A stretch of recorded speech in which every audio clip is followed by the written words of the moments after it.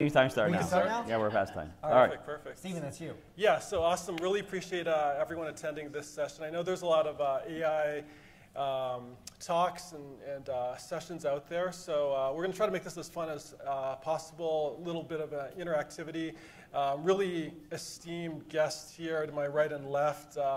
Totally trump what I've done in the past. So Don and Stel, we'll do a few bios initially, talk about what we've done in the past, and then discuss a little bit of what we've done in our own companies or companies we've been affiliated with in terms of utilizing AI, and then basically open it up to some discussions with what you guys are really looking to hear from us, because 45 minutes is really, really short, and we want to get the most out to help you guys get the information that you're looking to obtain. So maybe, Don, if you want to start off with the bio.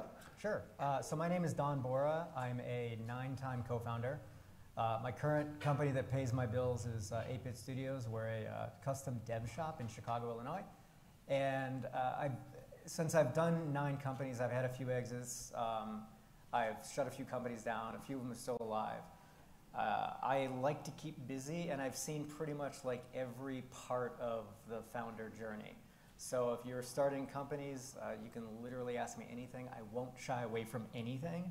I've had HR, finance, tech reporting up to me, so I can talk about all that crazy stuff.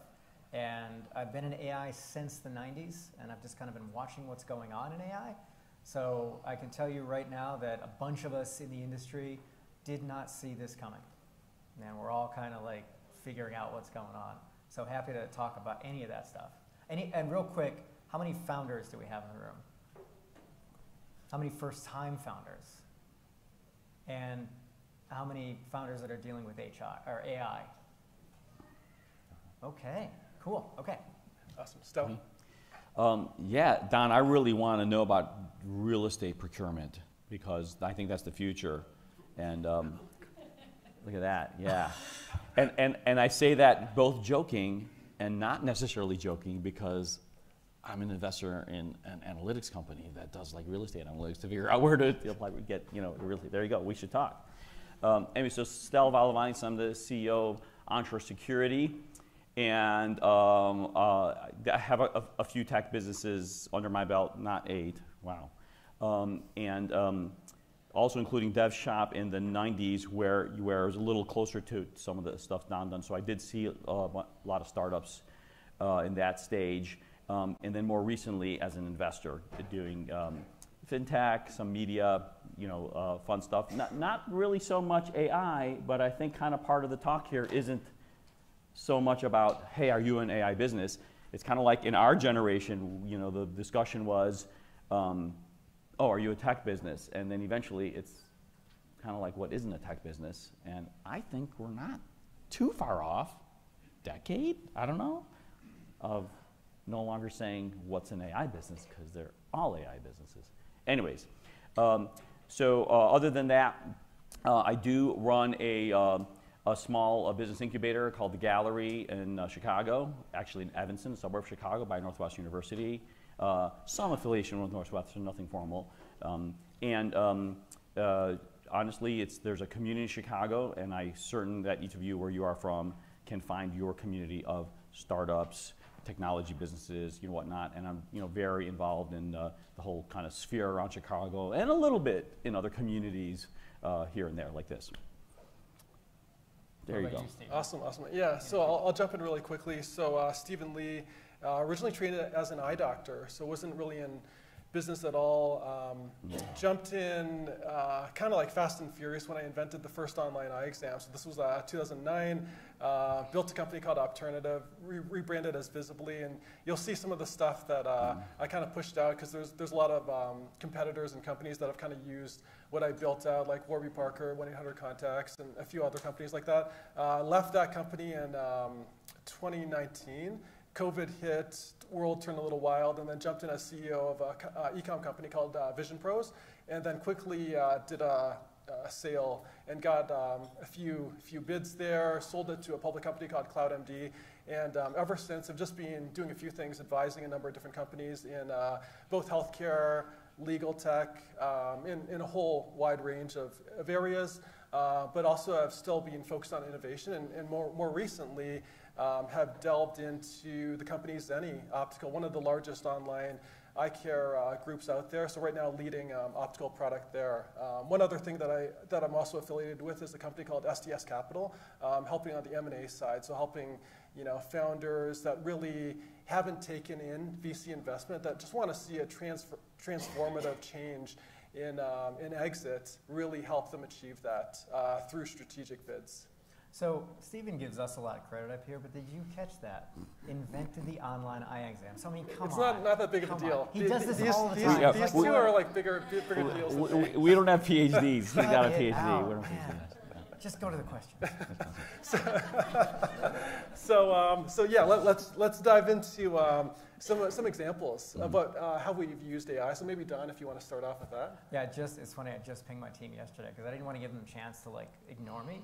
So I'm like, hey, I'm on a plane right now. I need your answer to this question. So they all kind of wonderfully chimed in. My company's about 30 people. About tech team is about half the company.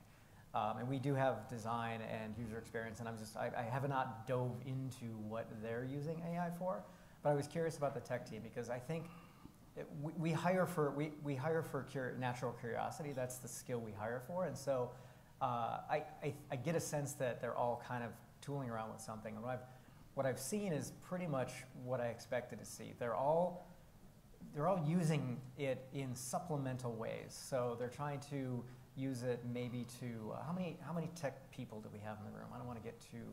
Oh, okay, about half the room. Okay, cool. The other half can ask the people with their hands up what I'm talking about later. So they're using it to like validate their tests or refactor their code or clean it up a little bit. What we're finding is we can't use it to write new code because CodePilot and ChatGPT CodePilot is based on ChatGPT and they're based on a learning model that's 4 years old. So in computer language terms, that's decades. And so I decided to do an experimentation where I wanted to use, I've got 30 years in tech, so there's not much that I haven't seen in this space. And so I'm like, all right, well, let's see if I can use it to help me write a mobile app in a language that I've never used before. And within a couple of hours, I was getting version problems. I was using a brand new version of the framework. ChatGPT didn't know about that new version, and it was 4 years old. And since this is new tech I was using, the language that I was using, 4 years is light years. So I ended up having to spend a couple of hours debugging everything I put in. So it's a mix right now.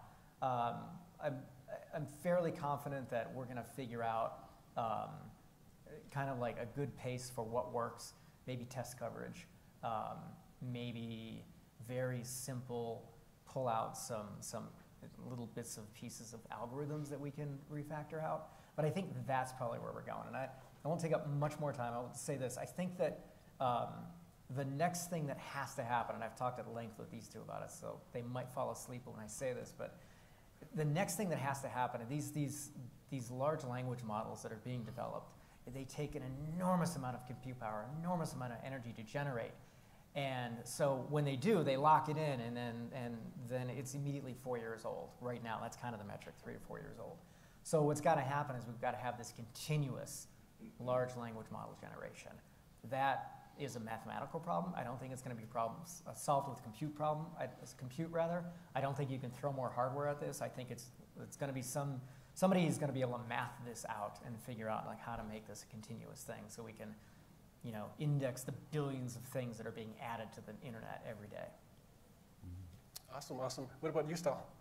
Speaking of indexing the billions of things that are happening on the internet, so my company, onShore Security, our primary service is what's called MDR, Managed Detection and Response, which is think of it as we actually have a brand name for our platform. We call it Panoptic, means seeing all. So it's about ingesting lots of very disparate security data.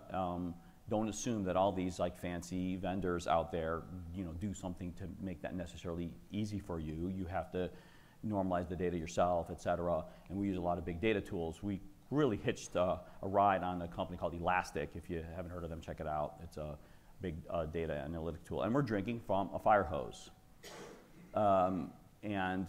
Years ago, the very beginnings of machine learning clusters we put in place were useful. Today, it's way more advanced.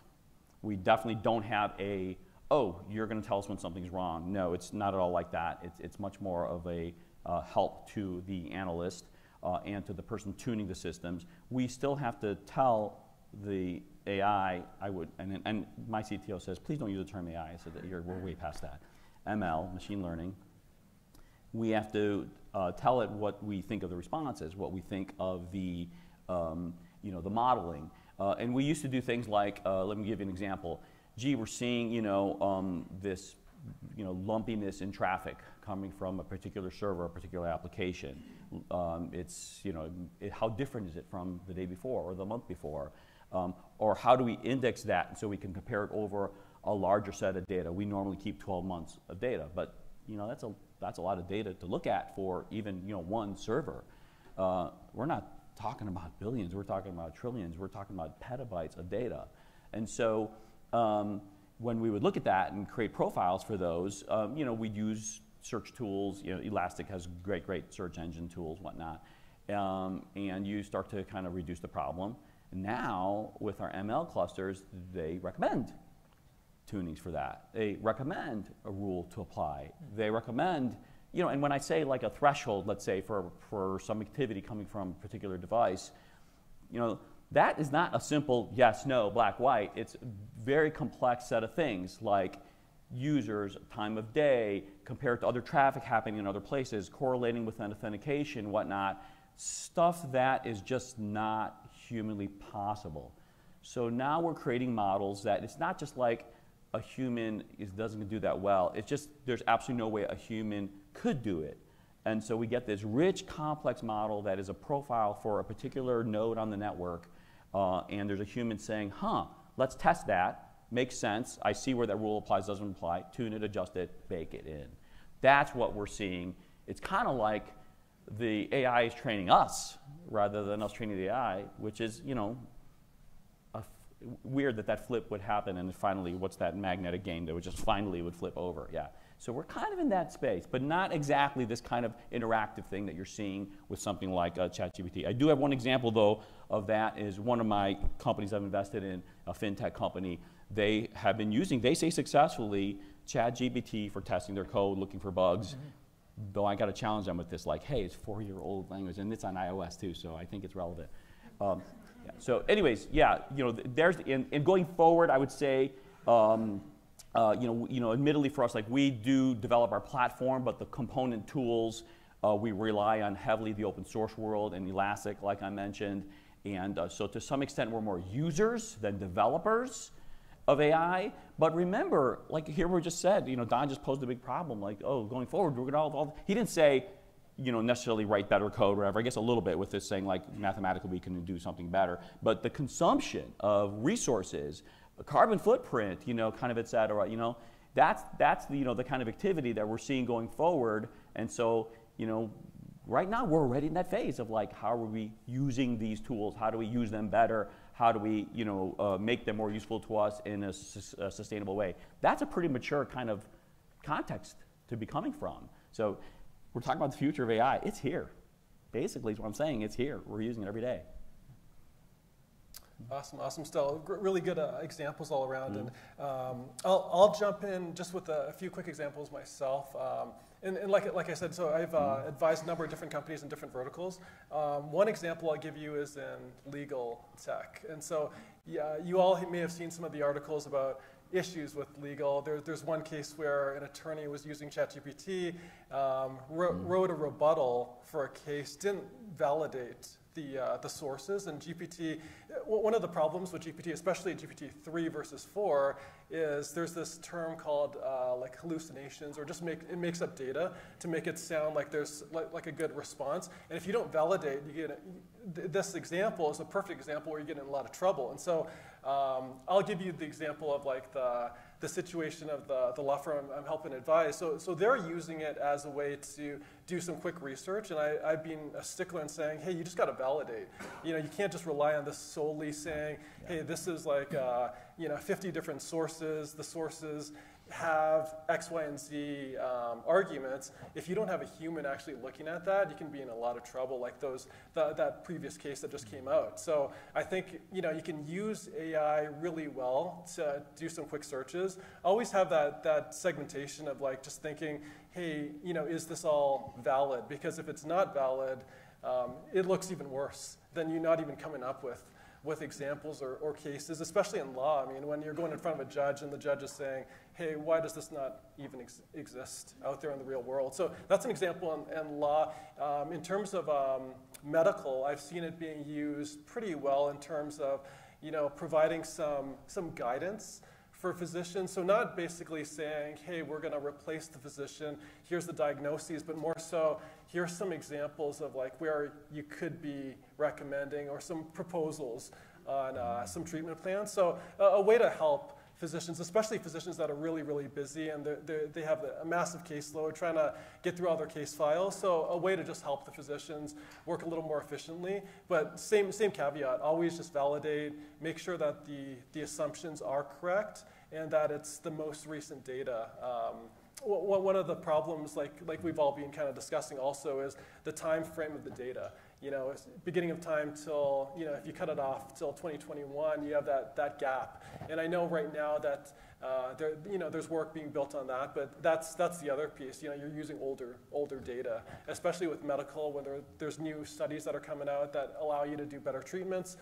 Just keeping on the up and up and making sure that you also understand that, not relying solely on the algorithms. And last example I'll give is chat systems, so chatbots. I've seen that implemented very well, supplementing the work of a customer service team. So instead of a team of just 10, you might have a team of 3 to 4 that are working alongside the chatbots or the AI bots that are helping to ask and analyze different questions and figuring out, what can you do to help the customer / patient, depending on what you're offering.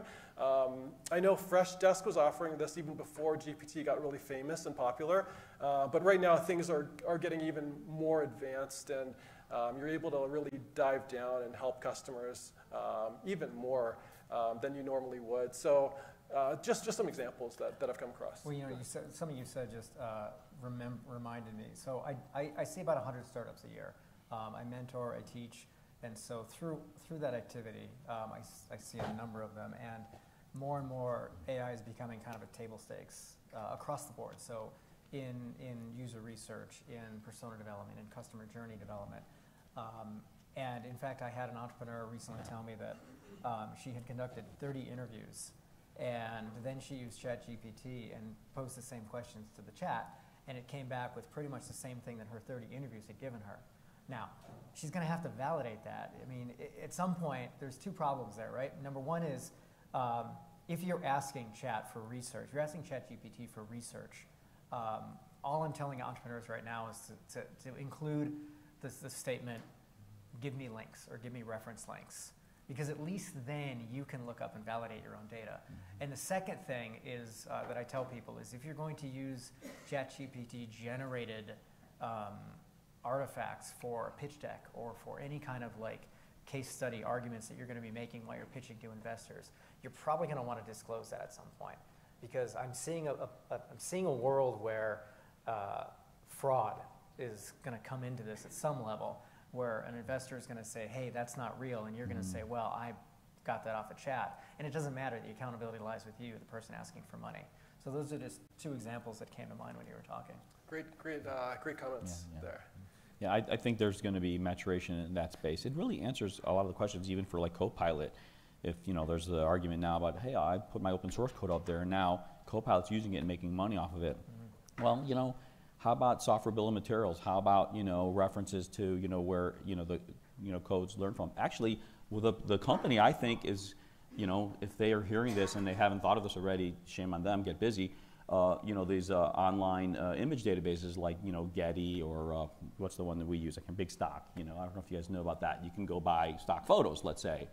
I think that's kind of eliminates that whole problem of what's the source and copyright, intellectual property, whatever, because they already have their set of intellectual property. They could train on their content, and their creators can, you know, have their work monetized very reasonably with algorithms, because the whatever produced, please give me a squirrel in a tree, I don't know, whatever, you know, jumping upside down.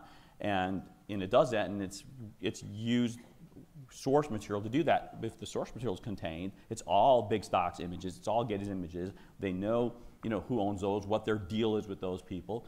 They can kind of solve, at least in those cases, solve that problem. I think that's, you know, to your point about, let's say, legal use, the references, and the bot can do it awesome. That's something they could do probably with, you know, consistent accuracy. So, yeah.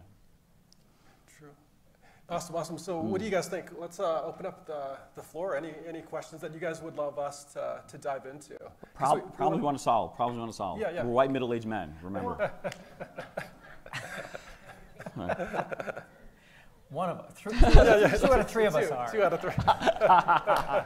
Oh, Mike, sorry, I apologize. Yeah, so we didn't want to, one of the things we were talking about earlier is that we didn't want to bore the heck out of you, so we just want to establish some credibility, give you kind of a landmark of where we are, and open the floor up to see if you all had any questions. You know, where are you in your journey right now? If you're thinking about using AI, if you're thinking about, is AI going to take over the world? Like, these are questions we think we can give you our viewpoint on.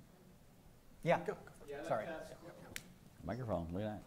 This is a practical application of AI. So for myself, I'm starting a business that requires access to particular data that I want to be able to analyze to produce a certain result. So I'm just not sure where to start in that realm. Can you speak to, hey, if we have an idea of a certain business that needs access to certain data, I don't know if these Copilot or others that are out there available to pull certain data, or if it's just dependent on everything that's on the internet 4 years ago, or how does someone get more specific and get access to that data, and what are the tools out there that we can do that? I have a take on this. Yeah, go ahead. I'm not sure I understand the question, to be honest with you, but I'll solve it. So there's a few things come in mind when you talk about what you're doing. The first thing is, you know, when we looked at our business and we looked at leveraging AI, it's for something as simple as case studies. We realized that we'd have to give a third party privileged information about our clients. And I think that's something of what you're talking about. That kind of stopped us cold, and it made me start looking at privacy policies. So right now, I'm sure you're feeling the same way I am. Like, I can't wake up without seeing 10 new AI-based SaaS products out there. Every single day, there's more and more coming out. I think that eventually they're going to have to start differentiating themselves on what they're doing with your data. So OpenAI has been very upfront about the fact that they're storing your prompts to somehow integrate in their model. But between ChatGPT and I can't remember Google's latest. What's it called? No, it wasn't Bard. It's their, what's it? Palm. That's right. Thank you. Yeah. So the latest version of Palm came out, and they're both black boxes, meaning that we don't know how nobody can tell you how they're arriving at their results, and that's a big problem for when you're trying to do what you're trying to do. So one of the things that we're looking into as a company is running our own version of an open source learning model locally on a server to see what we can throw into that. We haven't gotten very far yet, but I think that's kind of the area that you're getting into. And also just like looking at those privacy policies. Mm-hmm. And it's problematic, right? Because the first time I tried this, I tried to do a case study, some kind of case study analysis with a Google Drive integrated AI tool. And the AI tool said its privacy policy was a bit ambiguous. So I reached out to the developer and said, hey, developer to developer, what's going on? Are you storing this information? Tell me how you're using it. And the developer basically spat back the exact privacy policy in the email. I was like, well, okay, that's not very helpful. So, when I went in, so I installed it anyway. And when I installed it, I realized the permissions it was asking me for wasn't going to allow it to access the Google Docs that I had in my permission. That's me as a developer. Like, I know what I'm looking at. You know, the average research person may not know that, you know, depending on how tech savvy they are. So it's a question of like understanding those privacy policies and making contact with those teams and seeing who can let you play there privately. Did that answer your question? Yeah, in part. Yeah. In part? Is it your data? I wasn't clear to that. You have a set of data? It's client, well, it's industry, like you were talking about legal tech, right? Yeah.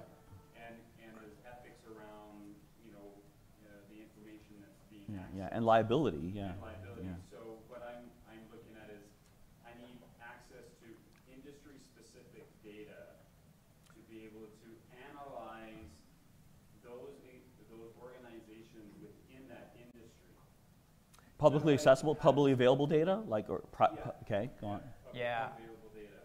I But was. but it's very specific, so Yeah. I'm not sure, what Okay. tool sets are available to be able to get into that. So you're isolating what you're actually researching and what data you're pulling from. That becomes more useful than just. Yeah, it's that's yeah. a tough problem. I was just talking to a VP of tech at ExxonMobil last week, and he came up with the exact same problem. He's like, I was trying to generate a report, and I needed some data based on our metrics, like Exxon's metrics in a certain energy sector, and it gave him metrics from 2018. And he's like, I really need current metrics. And the chat said, I can't do that. So you're really at the mercy of whatever these tools are providing, unless you spin up your own tool. Yeah, that's where I was going to go. Yeah, and well, it may or may not be. So There's open source. My director of tech told me that he used ChatGPT to write a Python script to do web scraping. Huh. Okay, so if the data is out there and you can point it to certain websites and you can scrape the info and then have some kind of a local engine munch on that. Yeah, so 40 hours? Totally. Elasticsearch, Custom. there's an open source fork of it, and there's lots of stuff out there. Snowflake's commercial. I think Hadoop is there's an open source Hadoop, isn't there? Anyways, I think so, but yeah, there's some big. You got to look for a tool that does big data, and really all that really means is that it handles unstructured data well. So you can do your own kind of indexing, normalizing on top of a bunch of disparate data. But you could run it yourself. Completely open source, Elastic, if you have some good Linux admin that could fire that up. There's pretty cheap hosting. Amazon has their OpenSearch, which is a fork. I will always recommend Elastic's official, and they have their cloud service doing that, and their enterprise version. And for the size of data you're talking about, it sounds like a lot, but it's really not that much. It's not going to be terribly expensive, but you can do literally free. And now sucking in the data. Then you got to do what Don said, so you can suck in that OSINT. But the big data tools really help you make that disparate data come together, because it's unnormalized. It's just all different random bits. You'd be amazed how good these tools are at making sense of it, of creating a model. And you're using ML doing that because they've built modeling tools based on ML. In other words, let me find a pattern in this, having learned from all the ways I found patterns in other messy chunks of data. Yeah. There was somebody over here, and then Sorry. right after that. Yeah. Somebody's hidden. With ChatGPT, DALL-E, and everything, lowering the barrier to entry to generate content, scripts, and everything, how do you create a moat to defend your business, and how do you pitch that to investors that you have a solid business? How do you create a moat? Yeah, how would you create a moat to defend your business? And investors also look at that to say, can somebody else come in and displace you in 3 days? Yeah, always, right? Move fast. I'll jump in really quickly. So I think that that's a concern for a lot of folks initially, but I would say the biggest moat really is execution, because most people can't execute well. And so the way I kind of look at GPT and some of these other tools that you mentioned, it provides the founder that's not super technical. Not to say that you don't need an understanding.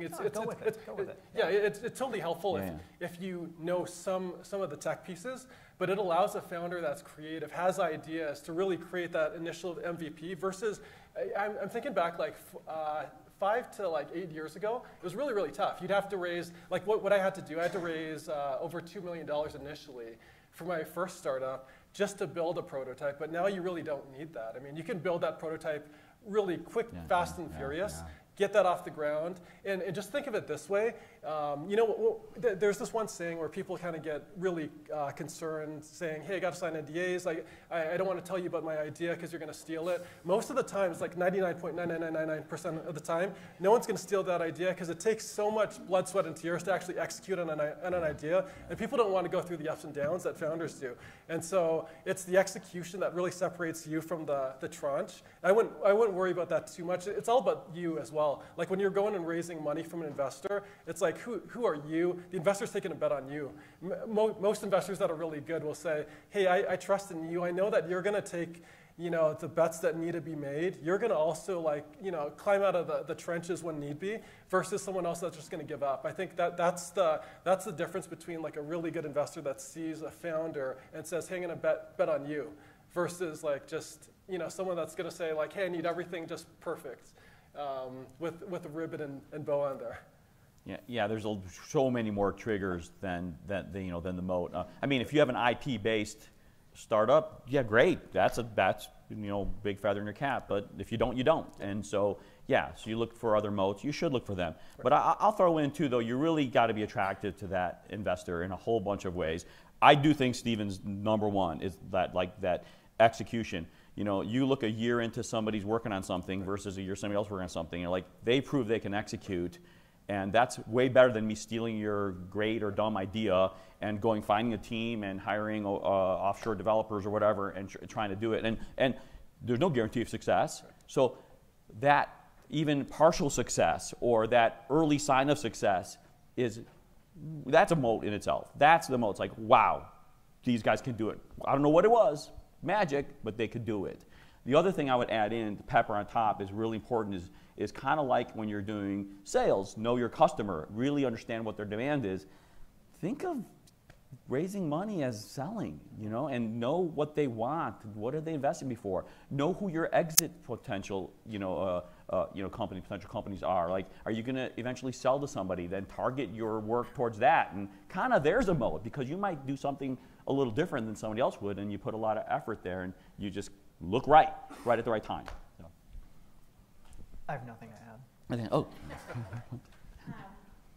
Oh.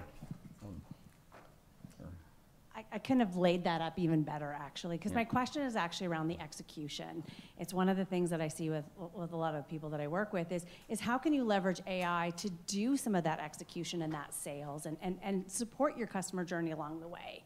And I've seen a lot of those tools, yes, good on some of the chat stuff, but those only work if you've got a really good knowledge base underneath them. So how do you create or leverage AI to do things like sales plays and find your ideal customer profile and then get you lists and stuff like that? Because that data, I think, there is still that gap, but I think that's an area that could really help leverage the execution side of it. How are we leveraging artificial intelligence or machine learning to really help us with that execution side?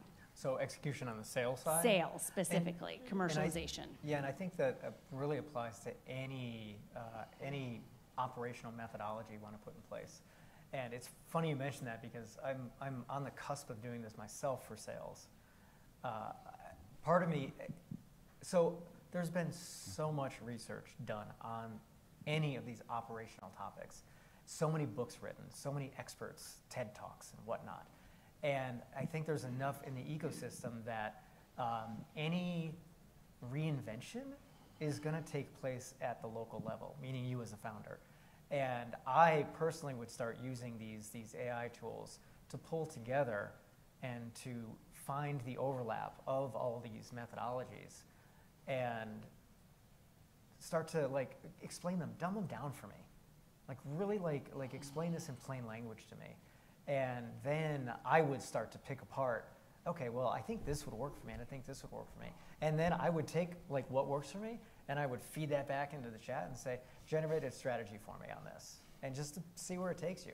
Because even if it's if it's completely worthless, you'll get something out of it. You'll come away with, aha, okay, I get this now. And I think part of the power of failure is knowing what you don't want to do. And man, nothing gets you there quicker than a false answer.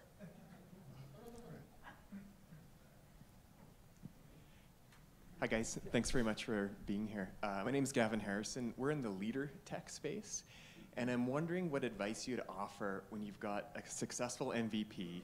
It's built using the OpenAI API, and we're wondering what point does that become your Achilles heel as you start to scale up? I think you should do that. All right, yeah, I do have opinions on this. I'll turn so I don't screw the microphone up. I've been instructed on what not to do. So, yeah, whenever you kind of rely on these off-platform tools, you've got that single point of failure that can take your business down. It used to be Facebook login. Now it's Google login or Apple login or whatever. And all these companies are kind of forcing you to do certain things when you use their tech. I don't think I have a good answer for you. I think I have a lot of good concerns for you. I think I will just say you're not alone. These are valid concerns. We only have 5 minutes left. That's scary. I'd be happy to talk to you. It's a valid concern. It's just something to keep in mind as you move forward and try to figure out, as Stel pointed out earlier, like what other things are you doing that separate you from your competitors? 5 minutes, really? I would also look at any in general, like any part of the ecosystem you're going to use, understand their incentives. Are they going to go vertical or are they going to go horizontal? I mean, they're going to eat somebody's lunch, but if you want to avoid your lunch getting eaten, try to identify where their strongest incentives are. Yeah. And if there are other peers in there with you that you can fight with together with Congress, I don't know, whatever. You gotta 5 minutes left. What do you want to say? Any other questions quickly? Yes, I have something I wanted to just add here. Yeah, I come from the stock market background, so that's what we do. We run a deep tech, which builds index funds, and how we look at information is not how the world sees AI with information, because we look at AI as new information, which is kind of more garbage into the system. And the reason I say this is because there's so many people trying to fit AI into their system. They don't have a clue about what information is in the first place.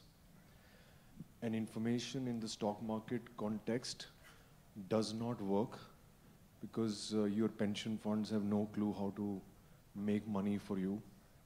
The reason being that 90% of active money does not beat the market, which means that information where it has to be used best in stock market does not have a clue about what to do with AI.